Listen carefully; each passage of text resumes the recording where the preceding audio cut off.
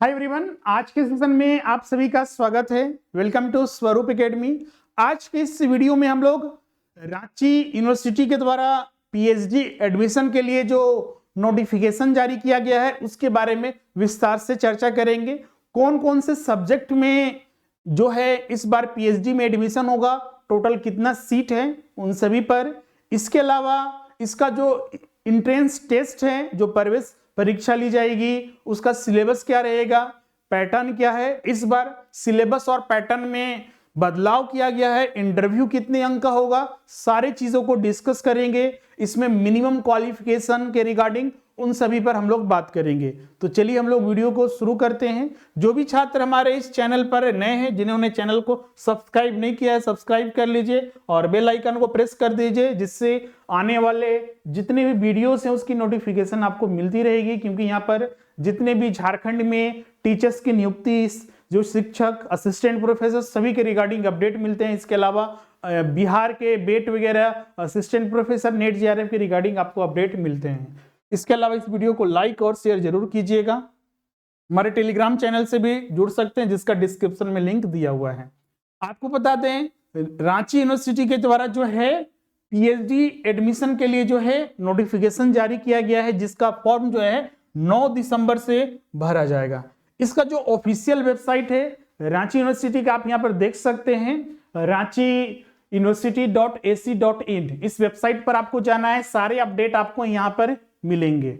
इसका जो फॉर्म भरा जाएगा ऑफलाइन मोड में भरा जाएगा। ध्यान रखिएगा, सिर्फ और सिर्फ इसमें फॉर्म भरने की जो प्रक्रिया है ऑफलाइन मोड में आपको भरना है। जो ऑफलाइन मोड में फॉर्म भरने के बाद आपको सीधे रांची यूनिवर्सिटी के कैंपस में जाकर जमा करना है, या फिर इसमें एक एड्रेस दिया हुआ है, उस एड्रेस पर बैंक ड्राफ्ट के साथ आपको भेज देना है। चलिए इसमें क्या क्या डेट है, जैसा कि हमने बताया, इसका जो फॉर्म जो है भरा जाएगा 9 दिसंबर से भरा जाएगा। उन सभी पर हम लोग आज की इस वीडियो में चर्चा करते हैं एक एक करके। सबसे पहले हम लोग यहां पर देखते हैं जो इसका नोटिफिकेशन है। आप यहां पर जाइएगा, नोटिस सेक्शन में आपको सारा चीज मिल जाएगा। पीएचडी एंट्रेंस टेस्ट 2024 आप यहां पर देख सकते हैं। ये रांची यूनिवर्सिटी के द्वारा जारी किया गया है पीएचडी के रिगार्डिंग। आप देखिएगा, रांची यूनिवर्सिटी में पिछला साल हुआ था, बहुत सालों से तो नहीं हो रहा था, पिछला साल हुआ, बहुत कम सीटें थी, बहुत कम सब्जेक्ट थे उसमें। और इस बार भी जो है अच्छे खासे जो है करीब 22 सब्जेक्ट में जो है इस बार पीएचडी के लिए जो है नोटिफिकेशन, पीएचडी एडमिशन के लिए नोटिफिकेशन जारी कर दिया गया है। आप यहाँ पर देख सकते हैं, आवेदन प्रपत्र जो है 9 दिसंबर 2024 से 4 जनवरी 2025 तक रांची यूनिवर्सिटी के वेबसाइट से एप्लीकेशन फॉर्म डाउनलोड कर आप उसे भर कर जमा कर सकते हैं, या फिर रजिस्टर्ड पोस्ट के माध्यम से आप यहाँ इस एड्रेस पर भेज सकते हैं। आपको इसी वेबसाइट पर आप देखिएगा तो यहाँ पर आपको हम बताएंगे कौन सा फॉर्म है जो कि आपको यहाँ पर डाउनलोड करना है। आप यहाँ पर देखिएगा तो यहाँ पर मिलेगा application form PhD entrance examination 2024। ये फॉर्म जो है आपका करीब 2 पेज का है। इसमें सारा चीज आपको सब्जेक्ट, फैकल्टी, ये सारे मेंशन कर, फोटोग्राफ वगैरह सारे चीजें जो यहाँ पर दी गई है, इसको फिल करके जो है हैंड टू हैंड आपको सबमिट कर देना है। आप यहाँ पर देख सकते हैं जो रांची यूनिवर्सिटी का जो कैंपस है, रांची यूनिवर्सिटी का जो कैंपस है आपका सही चौक रांची में, वहां पर आप सीधे जाकर जमा कर सकते हैं, या फिर इसी एड्रेस पर आप यहाँ पर भेज सकते हैं डिमांड ड्राफ्ट के साथ। इस बार जो है पीएचडी एंट्रेंस टेस्ट का जो एग्जामिनेशन शुल्क है वो 2000 है। ये कैसे जमा करना है, क्योंकि ऑनलाइन तो पेमेंट नहीं करना है, तो इसके लिए आपको बैंक ड्राफ्ट बनाना है। बैंक ड्राफ्ट का जो ओरिजिनल कॉपी है वो भी एप्लीकेशन फॉर्म में डालकर आपको भेज देना है, या फिर खुद आप रांची यूनिवर्सिटी के कैंपस में जाकर वो जमा कर सकते हैं। तो ये चीजें हो गई फॉर्म भरने से संबंधित। यहाँ पर ध्यान रखिएगा, कौन कौन सब्जेक्ट में कितना सीट है उसका भी यहाँ पर इंफॉर्मेशन दिया हुआ है। आप यहाँ पर देखिएगा, list of vacant seat in PhD of all department of Ranchi university and colleges under Ranchi university Ranchi. आप यहाँ पर देख सकते हैं, टोटल हमने बताया कि टोटल 22 डिपार्टमेंट मतलब 22 सब्जेक्ट में पीएचडी के लिए नोटिस जारी किया गया। आप यहाँ पर देख सकते हैं, एंथ्रोपोलॉजी 17, बंगाली 18 सीट हैं, बॉटनी 44 है, केमिस्ट्री 9 है, कॉमर्स का 28 है, इकोनॉमिक्स का 33 है, इंग्लिश का 28 है, जियोग्राफी 13 है, जियोलॉजी का 5 है, इसके बाद हिंदी का 52 है, हिस्ट्री का 37 है, होम साइंस का 14 है, मैथमेटिक्स का 9 है, फिलोसफी का जो देखिएगा 16 है, पॉलिटिकल साइंस 24 है, साइकोलॉजी 51 है, संस्कृत का 32 है, सोशियोलॉजी का 16 है, टीआरएल में एक भी सीट नहीं है, उर्दू का 10 है, जूलॉजी का जो है 8 सीट इसमें वैकेंट है, जिसके लिए ये नोटिफिकेशन जो है जारी किया गया है। इसमें अगर हम बात करें तो यहाँ पर कोर्सेस में ये भी चीज आज के डेट में जोड़ दिया गया, जैसे कि मिनिमम क्वालिफिकेशन की अगर हम बात करें तो जो पीएचडी एंट्रेंस टेस्ट के लिए जो मिनिमम क्वालिफिकेशन चाहिए वो पीजी चाहिए। जो छात्र 55% के साथ अपना पीजी, इन सभी जो सीट निकली है वैकेंट सीट है उसमें अगर आपने पीजी किया हुआ है तो आप इस एंट्रेंस में शामिल होकर एडमिशन के लिए एलिजिबल हो जाते हैं। इस बार क्या किया गया है कि जो छात्र जो अंडर ग्रेजुएट है और 4 साल का कोर्स किया हुआ है, आपको पता है कि अभी इंटीग्रेटेड कोर्सेस चल रहा है 4 साल का,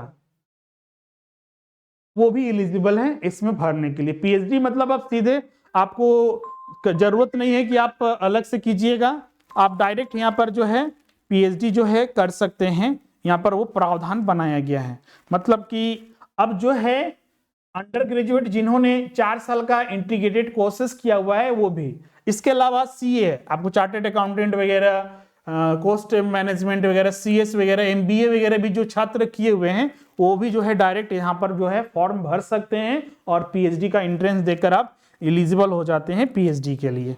क्लियर है? तो वो क्लियर यहाँ पर कर दिया गया है, आप यहाँ पर देख सकते हैं। इसके अलावा और भी अपडेट की अगर हम बात करें तो आप यहाँ पर देख सकते हैं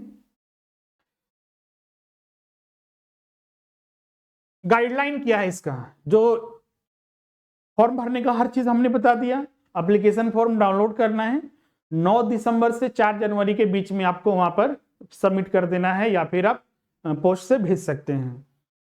2000 का इसमें बैंक ड्राफ्ट आपको वहां पर आना है, डिमांड ड्राफ्ट, वही आपको ओरिजिनल कॉपी इसमें भेज दीजिएगा। अब इसमें एग्जाम के आधार पर जो है एडमिशन होगा, इंट्रेंस टेस्ट लिया जाएगा और इसके अलावा इसमें इंटरव्यू भी है। अब यहाँ पर देखिए वो सारे चीज यहाँ पर बताया गया है। जो पैटर्न हैगा इसका एग्जामिनेशन का ध्यान रखिएगा, ये एग्जाम जो लिया जाएगा ओएमआर बेस्ड लिया जाएगा, पेपर मोड होगा, पेपर पे आप दिया जाएगा आपको, उसी के आधार पर पीएचडी एंट्रेंस टेस्ट 2024 का लिया जाएगा। इसमें आप देखिएगा जो पैटर्न बनाया गया है इसमें एक पेपर रहेंगे और उसके बाद ये रिटन एग्जामिनेशन होने के बाद आपका इंटरव्यू भी होगा। तो दोनों चीज को इसमें शामिल किया गया, रिटन एग्जाम और इंटरव्यू या फिर वाइवा वगैरह लिया जाएगा। क्लियर है?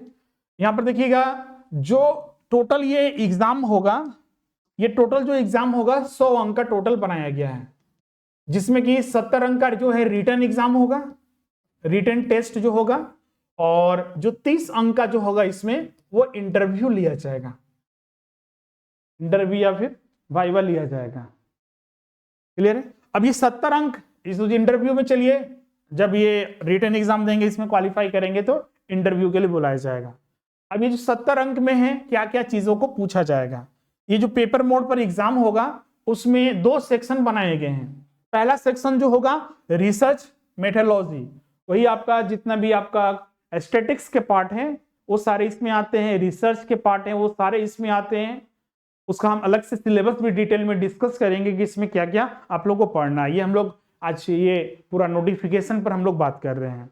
जो कि रिसर्च मेथोडोलॉजी देखिएगा तो 50 प्रश्न रहेंगे 50 अंक का, और जिस डिसिप्लिन में मतलब पीएचडी आप कॉमर्स में, इकोनॉमिक्स में या फिर जो भी आपका सब्जेक्ट है उसमें आप अप्लाई किए हैं, उस सब्जेक्ट से आपका, उसी डिसिप्लिन से आपका सब्जेक्ट स्पेसिफिक 20 प्रश्न 20 अंक के रहेंगे।